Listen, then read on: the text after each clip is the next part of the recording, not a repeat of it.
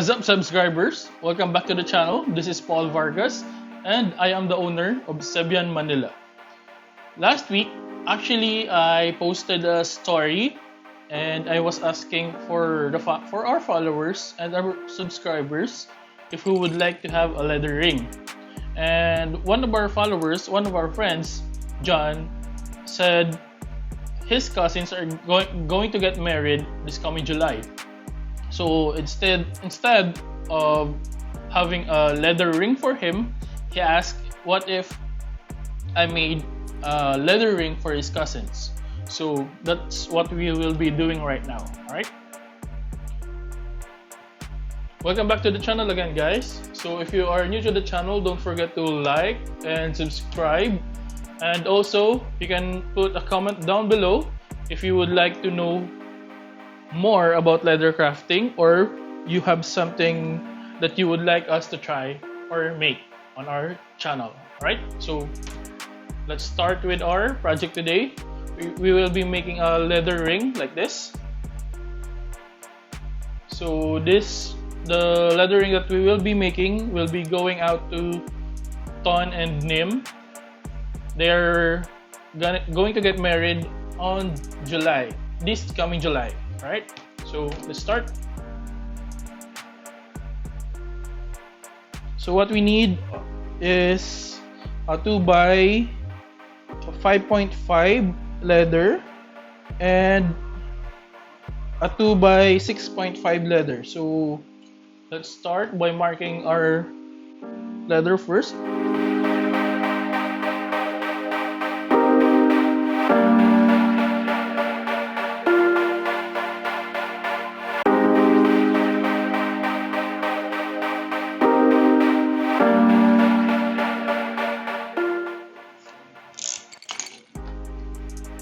So here's our 6.5 leather, and this is our 5.5 leather. Okay, so get your wing divider.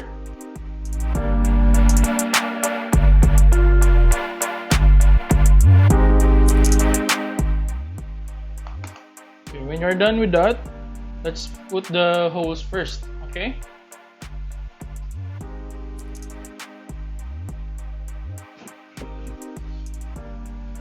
Okay, so now let's start putting on the stitching holes.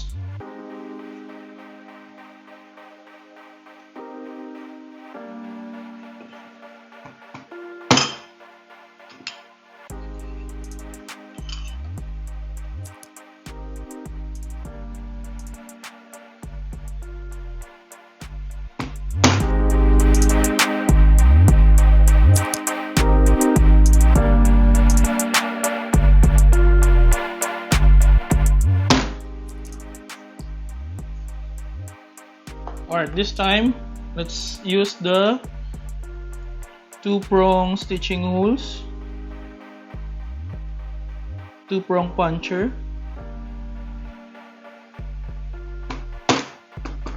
and then let's put a guide on the other side. So ayan, para pantay yung paglagay natin ng butas.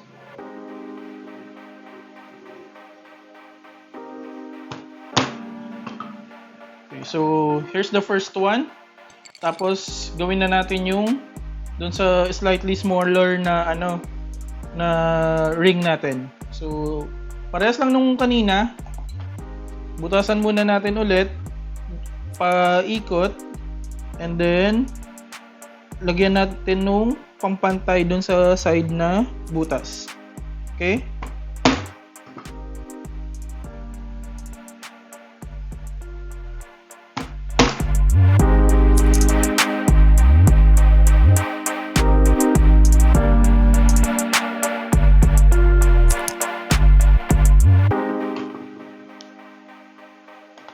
Okay, so ito na yung dalawang gagawin nating leather ring. Before we stitch yung paikot, lalagyan muna natin ng pangalan. Okay? Okay, so what I have here is a manual letter press. ganito siya. Sorry, medyo madumi na yung ano ko lalagyan. So it's like this. Parang may individual letter siya, tapos meron ding numbers. So ito yung gagamitin natin to put the names of Nim and Ton dito sa gagawin natin leather rings. Okay? So gawin na natin yung names nila. And by the way, isa sa mga technique na ginagawa naming mga leather crafters is kung maglalagay ka nito, basain natin yung paglalagyan na leather. That way, lalambot yung leather and mas pronounced yung pangalan nung na letter na ilalagay mo. For example, this one kasi, I don't know if you can see it. This one. Bali nilagay ko yung zebianmnl na logo ko. It's actually letters lang. Pero ginawa ko dry stamping. Problema, dahil dry stamping siya, hindi natin masyadong halata. Not unless paluin ko ng masyadong malakas. Which is, I tried, kaya nabasag yung marble natin. Okay? So, let's try again.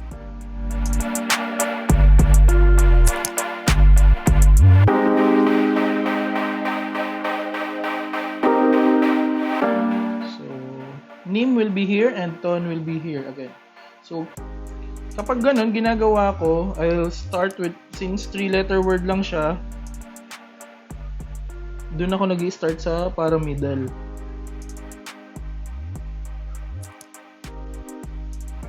So, it will be Nim over here. Pero, for example, dito sa letter I, masyado siyang manipis. Huwag natin masyadong itodo yung pagpalo kasi mabubutas siya.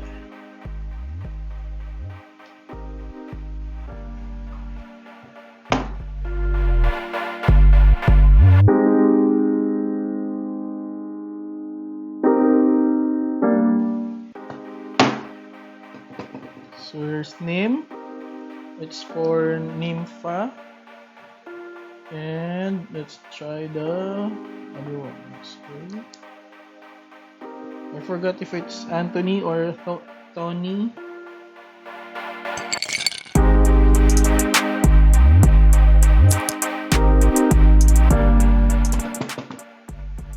So here it is. Here's Ton and Nim.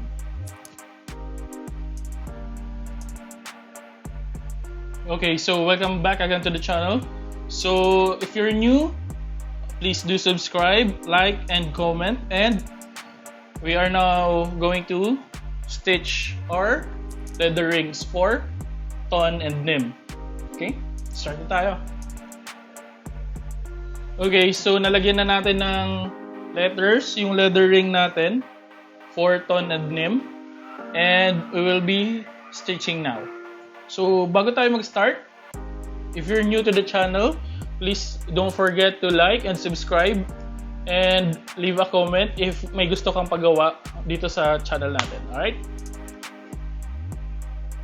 Alright, so let's start first with Nim's ring. This one's Nim's ring.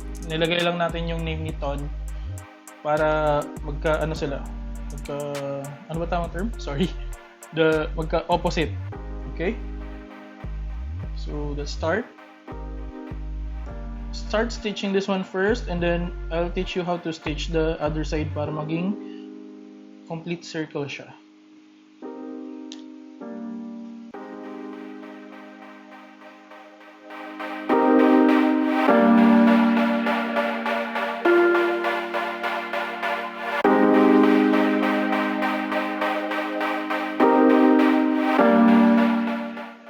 Alright, since we are already on this edge, gawin natin, let's get the other side.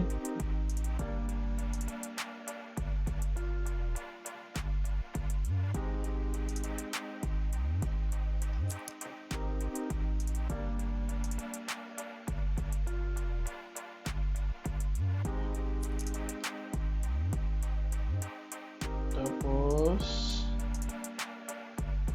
bilugin natin siya. You can press it down like that. Ito yung medyo mahirap dito.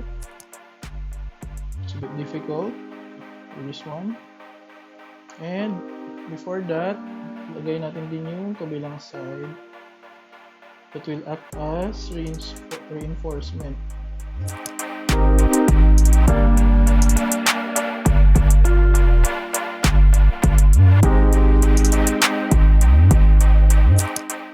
Okay, and again, balik natin siya dun sa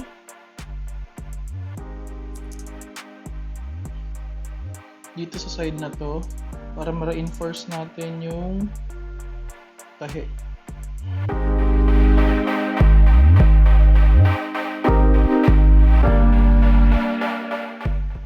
So this time, let's push it to this.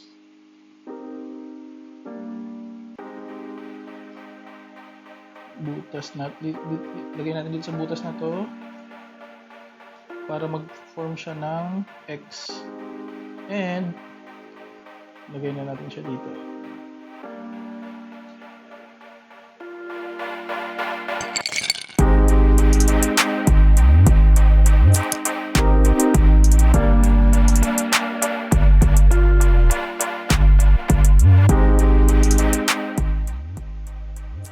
X ulit natin. So yung from this one na edge, go back here. Then loop over here sa kabilang side.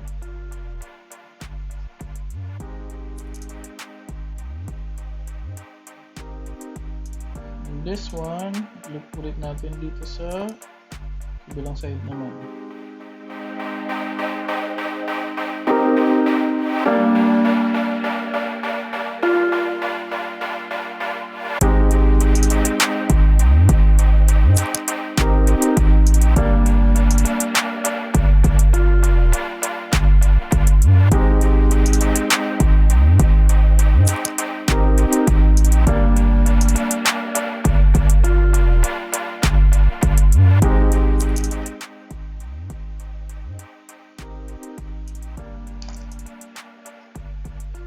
So here it is. Here's our wedding ring for Nim, which have the name of Ton. Okay, so since we already have the first wedding ring, let's now do the wedding ring for Ton. Ito yung may nakalagay na Nim for Nim ko. Okay? So, start na tayo.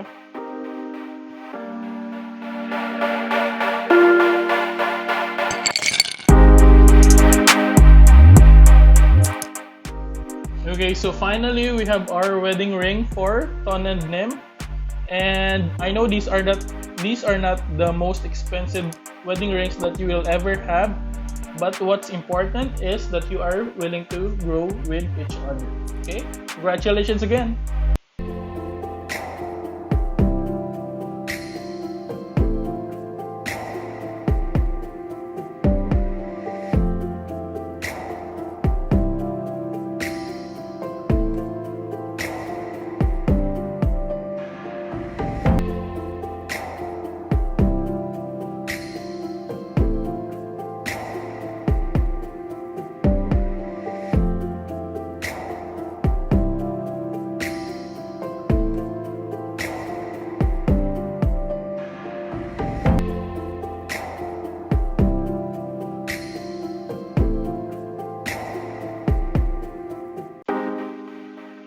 So by the way, last week we have our Father's Day special. We made some things that we would like to give to our fathers. And before we announce our winner, we would like you to know that all those who have sent us a comment and a message will also be winning a card wallet. So for anything else, there's our winner. Congratulations again.